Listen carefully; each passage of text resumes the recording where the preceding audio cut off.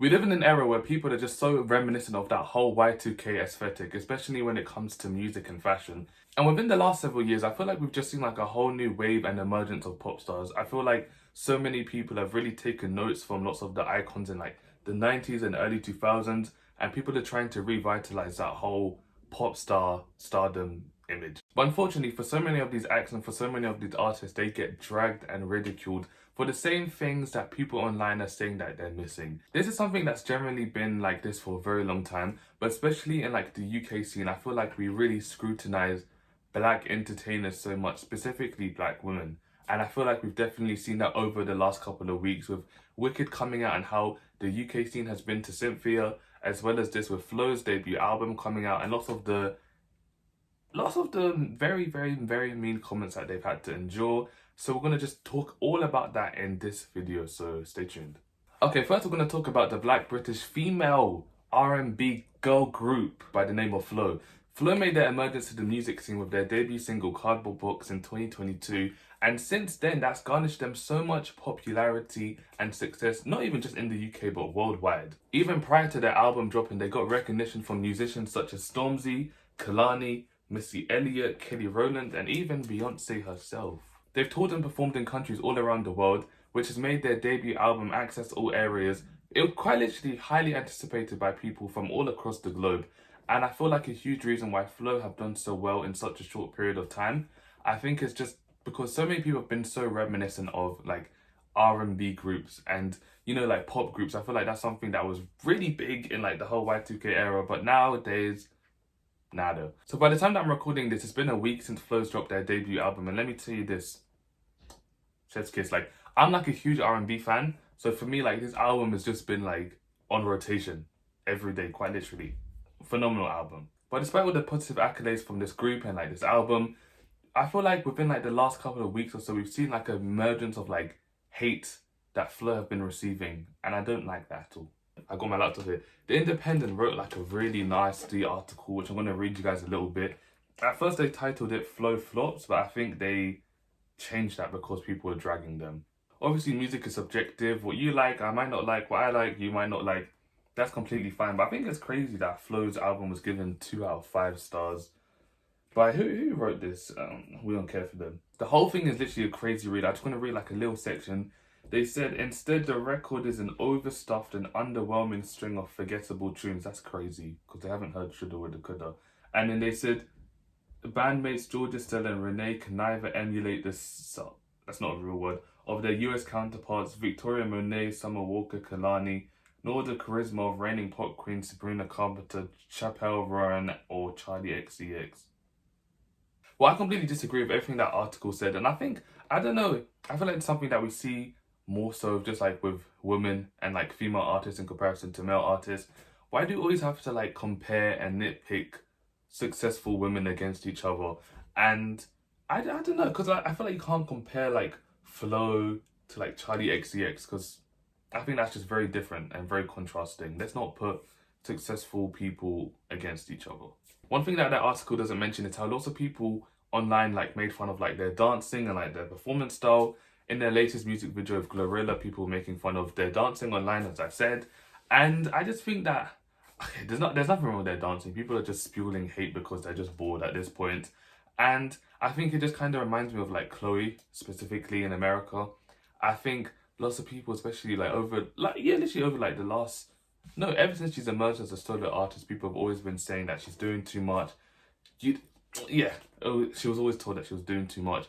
But I think it's something that's really telling is like when non-black performers of like this new era, when they're like performing and giving it, they're all like, you know, like these like K-pop artists who take from black culture, or or like these other non-black artists, when they perform and when they give it their all, it's like, wow, this is iconic.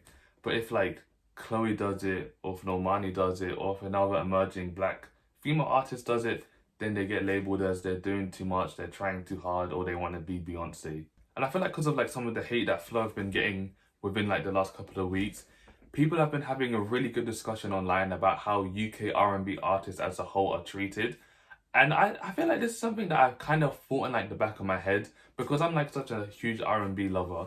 I was like, I feel like R&B artists in the UK are so flipping talented, but they don't get that push. I feel like there's just so many artists that have been around for like a long time, like Tiana Major, Jack James, Mahalia, but I feel like they don't really get pushed, or like they've been making music for like a long amount of time, but it's like their careers kind of like stand still. Like it's not as big as they should be, but we know who they are, but we don't know their music that much. Do you get what I'm saying? I hope you do. And I hope with like the emergence of FLO and like how well they've been able to do in a short period of time, that people start to look into the UK R&B scene, because hey, the talent is really there. It's, you know what it is, yeah? It's not even a problem with like the lack of talent, it's just like the lack of exposure and pushing R&B artists, you know? And FLO actually mentioned this on their song titled I'm Just a Girl, where they said, time for a breakdown. How many black girls do you see on center stage now? Yet you wonder why they're going to the States now, but I ain't throwing shade now. Like, not even exaggerating, I think just for like as a UK artist, like in general, doesn't matter what genre you're in, I think it's so great for UK artists to break into that worldwide global sphere of music, because we don't really see that in like the UK scene. And for FLO in like the space of like 2 years to be able to have like fans and like an audience in America, I think that's like such a huge sign of hope for so many R&B artists here in the States, here in the UK, gosh. And I think like a big reason why they're going off to America and like trying to broaden like their American audience is like within like the last 2 weeks, we've just seen just how much scrutiny and how much like the media and like the UK audience here, sometimes unfortunately we don't really appreciate the artists that we have here right now. And I feel like another person who was able to navigate themselves really, really well as a UK artist, a UK R&B artist into that American scene is LMA. Like when LMA dropped like Booed Up and Trip, what's it? I was about to say Tripped Up, that's so crazy. When LMA... The world got to know LMA ever since she dropped She Don't with Ty Dolla $ign, Booed Up, Trip. And I think it's just so crazy because I had no idea that she was from the UK until I heard her accent. At the end of one of the songs, she's like, Did you "Do you really think I wasn't gonna find ridiculous out?" what you did?" And I was like, okay, bringing this video back to like the title of this video, I really want to talk a bit about Cynthia Erivo and Wicked and everything that's been going on with the premiere of the Wicked musical. It's a musical, yeah, it is. And for those who don't know, on November 22nd, a live remake of the show was released, which stars so many stars such as Cynthia Erivo, Ariana Grande, Jonathan Bailey, Ethan Slater, and that's who I know from the top of my head, I can't lie. And if you want to keep it all the way real, like the most notable name from like the whole show, if you don't know any of them, everyone knows Ariana Grande. Like that's a fact. And just because maybe like on the outside world, Ariana Grande's got like the most fame in comparison to like her whole cast, Cynthia's character Elphaba, that I know, yep, Elphaba, she's actually the main centered character out of the show. Like it's Cynthia and Ariana Grande. I know you guys have seen them together crying all the time. And like that's not me making fun of their crying, like I just know like that's the most notable thing that's come out of like their press tour. And even though Cynthia's character is like the main character in comparison to Ariana Grande's character, even in interviews, people have been directing questions targeted to Ariana more, or people have been asking like, what's it like being able to work with Ariana Grande in comparison to like, what's it like working with Ariana and Cynthia, or Cynthia and Ariana, you know? And right now I'm going to just insert a clip of Jonathan Bailey, then we'll talk afterwards. Jonathan, I know you have a background in musical theater, but what were your nerves like on the first day on set when you were singing to a musical icon like Ariana Grande? Yeah, and Cynthia, I mean, I'd say... We can't talk about Wicked and not talk about Cynthia. Like, Cynthia is such an integral and monumental and the biggest character from this show. And I just think it's so sad that news reports and outlets subtly try to, well, subtly, but very loudly try to erase her. And the biggest one is the Daily Mail. I'm pretty sure it was the Daily Mail. I need to double check that, but I'm pretty sure it's the Daily Mail. They erased her from the news outlets from the Wicked premiere in London this month. Okay, so you see like what the Daily Mail done with like the newspapers, and then you compare that to, remember like the whole poster AI controversy that Cynthia, when she went to a store and talked about how she didn't like the AI posters, like erasing her face from the poster image. And you talk about why Cynthia is so overprotective of Elphaba and so overprotective of her name and her image is because if she doesn't speak about it, people quite literally, the media will quite literally try to erase her and her impact from this movie.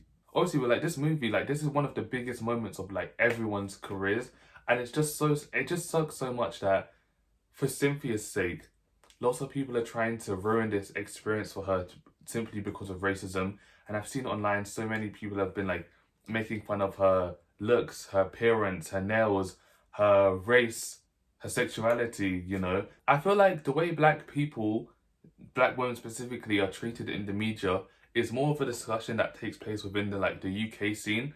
But I feel like people are starting to hear more about how black people are treated in the media like all around the world, specifically the States.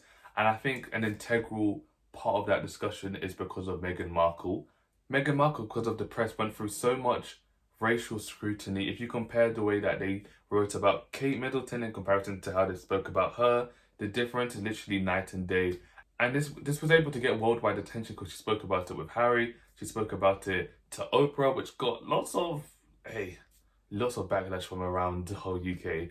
But I think like a massive thing that I remember from that time is how she spoke about feeling suicidal. Can't say it on YouTube.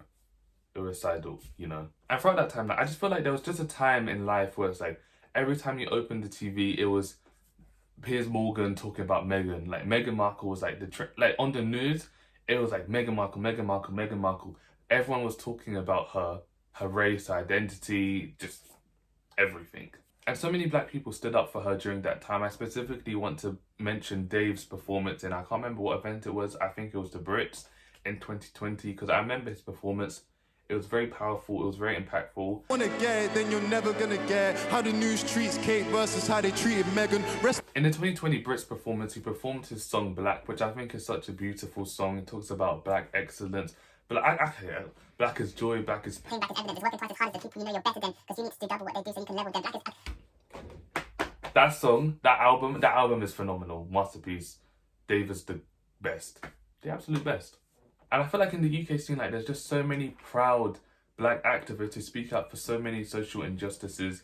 And I think really two great role models for that is Dave and Stormzy. Stormzy was always so quick to talk about social issues, especially like within the UK, whether that is like issues with racism, talking about Cambridge and like black students, advocating for black students in Cambridge, as well as also speaking about Grenfell. He's been like a massive advocate, saying F the government and F Boris, you know. He, you know, really has stood up for lots of social injustices in the world, but more also within the UK scene as well. Something that I really want to talk about, like especially as a black man, when black men speak out against like racism or social injustices, in comparison to when black women speak out against it, even if the exact same thing is said, the difference and like the reception of how like the audience or like the world treats it and receives it is completely different. So what I mean by that is like when Dave done his performance in 2020, or when Stormzy speaks out against lots of black issues within the UK, obviously they still do get backlash because racism is very true, real and alive. But there's a level of, oh my gosh, Dave spoke, like, oh my gosh, Dave is the GOAT. Oh, this is why I love Stormzy, because he's always speaking out against these issues. He's always doing this, always doing this. But if a black woman speaks out against racism all the time, it's like, oh my gosh, like, there she goes again, like, like, she's complaining too much. Like, which is why, like, if we're going to have, like, a discussion within, like, the black community, when black women are being scrutinized in the media, we as black men have to speak and advocate for them as well.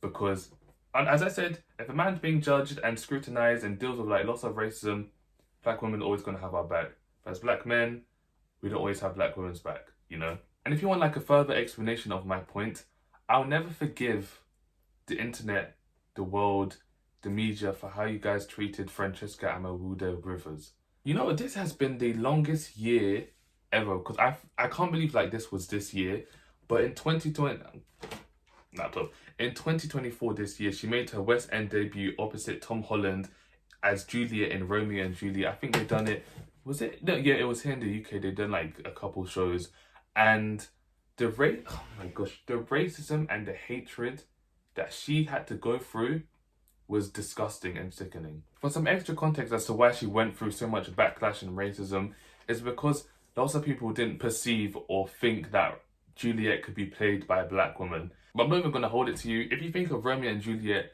your first thought's not automatically going to think that those characters are going to be played by a black man or a black woman. At the end of the day, it's really not that deep. Like, it's literally just like an adaptation of a play.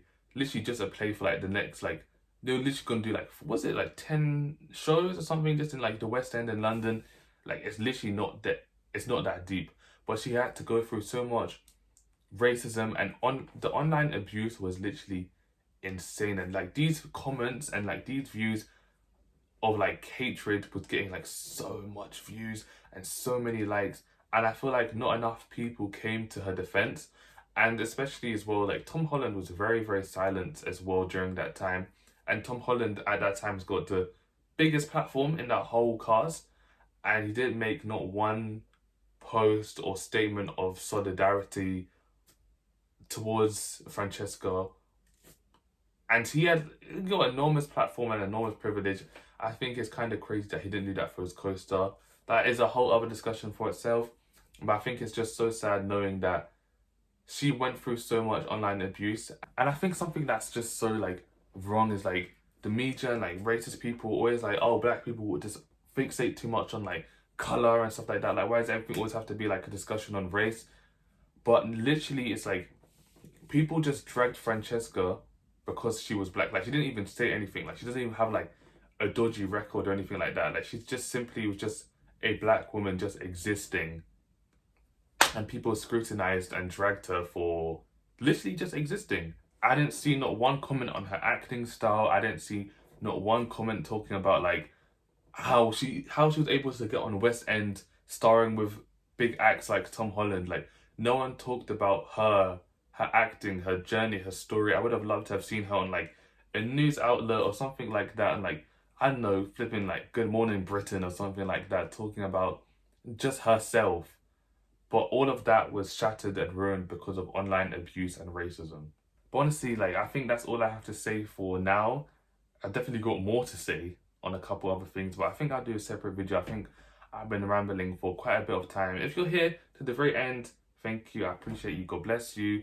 And what do I want to say? I want to close off this video. Like, usually I always want to close off my videos feeling with like a, with like a sign of like optimism. But I think today I'm not really feeling that optimistic. I'm going to keep it all the way real with you guys. I think it's just really exhausting sometimes seeing like race wars as well, like within our community, within the black community. And I just wish we spent more time making conscious efforts to uplift one another and to uplift each other's stories and creative talents. I want to say as well to like black creatives and black people online just in general, like, don't dim down your light for anyone. Even I'm telling that to myself. I'm not going to dim down my light for no one. I'm just going to keep talking, keep amplifying myself, keep amplifying my channel, and yeah, hopefully one day that'll have an effect on people. But anyways, this has been kind of a chaotic-ish outro. I hope this video makes sense. And yeah, like, comment, share, and subscribe. If you want to continue this conversation, leave a comment, or in my description, my socials will be there. And yeah, like, comment, share, and subscribe, and God bless you. Peace.